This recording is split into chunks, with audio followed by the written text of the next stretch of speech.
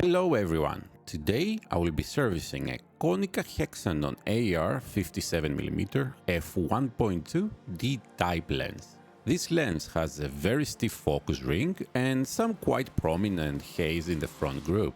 I will be fully disassembling the lens to clean it up, re-grease the focusing helicoid and remove the dust and haze from the optics.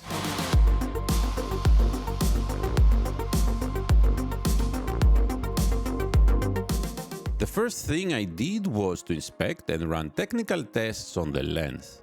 I found the lens to be very sharp and as expected without any decentering, but the haze pattern did appear in some occasions under extreme flaring.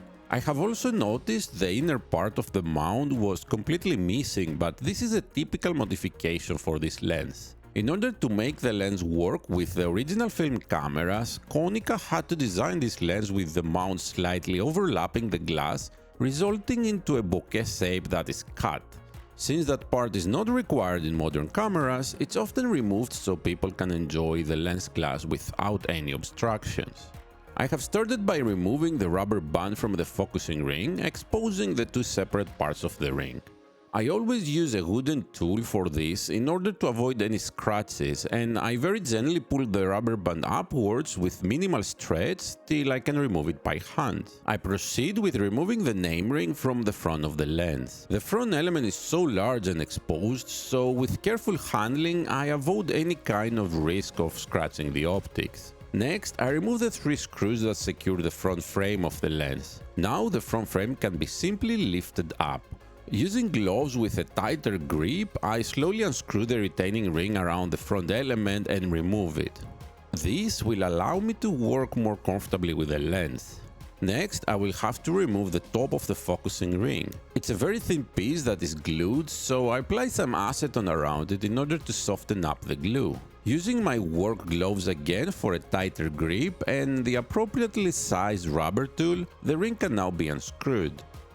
At the same time, I also take off the rest of the front group and I give it a quick inspection to check on the haze situation from the bottom of the group. After removing the upper part of the focusing ring, the screws that tighten the focusing ring onto the helicoid can be comfortably reached and unscrewed. For now though, I will resume the work on the back of the lens. I remove the four screws from the back and lift the mount up. There are two metal pins and small springs under them that are responsible for the clicking functionality of the lens. One for the whole clicks and the other for the semi-clicks. I remove them and store them away. Next, I move to the pin that connects the iris ring with the aperture mechanism. These screws are not magnetic, so I have to use tweezers to handle them. Do mind that these screws are quite soft and they are easy to strip if the incorrect tool or technique is used. I made a little mark on the top of the control pin to note which side is up. Now the iris ring can be lifted up, exposing the clicking balls which I store away as well. I move back to the front of the lens, making marks both at the inner and outer helicoids when the lens sits at infinity. I proceed with removing the three screws that connect the focusing ring onto the helicoid. These screws are also quite soft and have plenty of glue on them, so caution is required. Then I carefully remove the focusing ring, making sure I don't turn the helicoids. I take a measurement of the distance between the back of the lens and both the inner and outer helicoids, which I note down. I also make a mark at the front of the outer helicoid at infinity for my convenience. I move to the back side of the lens where I make a couple of marks on the helicoid keys in order to know which goes where, and then I carefully unscrew them. These are also the same non-magnetic soft screws, so I'm being careful to first make sure the thread lock is broken before I put any stronger rotational power to unscrew them. After unscrewing the screws, the helicoid keys can be removed. Now the helicoids are free to unscrew. In this particular lens, I start by removing the outer helicoid from the lens body, marking the decoupling position. At this point, I can also remove the back group of the lens using a lens wrench to unlock it and then unscrew it by hand. The back group is clean, so no extra work is required on it. I make a little mark to point out the correct orientation of the inner helicoid in relation to the aperture mechanism and proceed to unscrew the 4 screws which couple the 2 parts together. Now the aperture mechanism is separated and the helicoids can be decoupled. I slowly unscrew the inner helicoid while observing where it will decouple, and I make a mark, an important point in order to assemble back the lens correctly. I use my ultrasonic cleaner, which is filled with lighter fluid, in order to clean the helicoids. This method results into exceptionally clean helicoids, looking almost like they were just created at factory. I also use some acetone to remove the remaining glue marks on the helicoids as well as the thread lock from the screws. Once everything has dried, I'm ready to start the reassembly of the lens. I apply a thin layer of number 10 helical grease both at the inner helicoid and at the inner side of the outer helicoid. After coupling it at the correct location, I test for the focusing fill as well as if there are any gaps between the helicoids. Then I carefully clean up around the aperture mechanism using lighter fluid in order to remove any grease. I place back the mechanism into the inner helicoid, making sure my orientation marks align, and I carefully put back the screws. Next, I apply grease only at the bottom part of the outer helicoid, and I couple the helicoids together, making sure they are at the correct distance and also checking there are no gaps. Finally, I screw back the helicoid keys, also applying some grease on them to ensure smooth filling while focusing. After checking a final time that the focusing fill is great and there are no gaps in the helicoids, I tighten the helicoid keys well and apply some UV glue, adding extra strength for the purposes of filmmaking. The focusing mechanism is now complete, so I resume by addressing the haze in the front group. Thankfully, the haze is located at the outer side of the back element. This kind of haze can only be removed using a solvent such as lighter fluid. Unfortunately, this element is painted with a paint that is easy to remove if a solvent is used. So, my only choice is to first clean the element carefully using lighter fluid and then clean up any paint using water.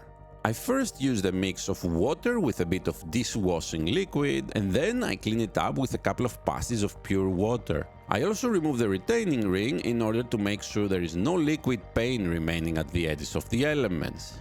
While at it, I also remove a couple of larger dust particles that are between the elements. When I confirm everything is clean, including the haze and any paint, I put back the retaining ring, completing the cleaning of the front group. At this point, I screw in the back group of the lens, taking my time to orient it correctly, as it's a bit harder to put it back in after the helicoid is assembled.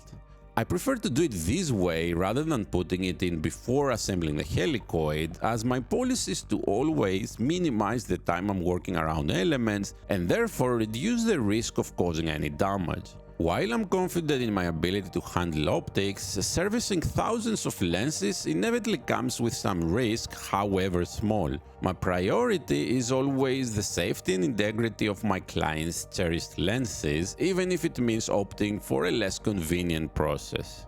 Next, I have added back the iris ring, making sure the locking mechanism works correctly. The control pin needs to be added in a certain orientation and special care needs to be taken to not drop it in the lens.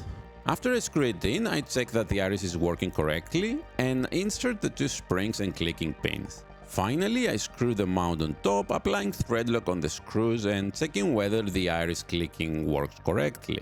Back to the front part of the lens, I apply some UV glue on the 4 screws that connect the aperture mechanism with the inner helicoid, making sure it dried well before I proceed further. Now I can screw in the front group, checking there are no large dust particles anywhere in the optics, and I finally insert back the front element. I give it a quick clean up in order to have a clear view of the full optical pathway and secure it with its retaining ring. Next, I clean up the focusing ring as well as the old glue from the screws and secure the focusing ring in an approximate infinity position, preparing it for infinity calibration. I'm using a special technique for that, which allows me to calibrate infinity straight at my servicing desk. I'm using a film camera with a plate attached on the film plane and a lens calibrated to hit infinity at that plate. So, when I'm pointing my digital camera with the lens I'm servicing towards the setup, I can ensure the lens is focused at infinity. I make the necessary micro adjustments till I get a perfect hit at infinity. When everything is correct, I secure the screws with some UV glue and put back the rubber band and the top part of the focusing ring. Finally, I add the front frame using some thread lock on its screws. This client has sent me a CMOS focus gear to install on the lens, so after taking the measurement, I choose the appropriate rubber insert and carefully slide the focusing gear on the focusing ring. It's very important on lenses like this to install any focusing gear from the top side in order to avoid breaking the thread lock of the focusing ring's screws. After I check everything works fine, I put back the name ring. Now this lens is ready to be used for a long time with confidence and without any problems. Thank you so much for watching this video. Always remember, do not open up vintage lenses without the proper tools, patience and experience. Lenses servicing can be very stressful and traumatic to some extent if an expensive and rare lens gets permanently damaged. There are still many great technicians out there that can get your lens in perfect shape without all the stress and worry, so make sure to consider all the options. Have a great day and see you next time!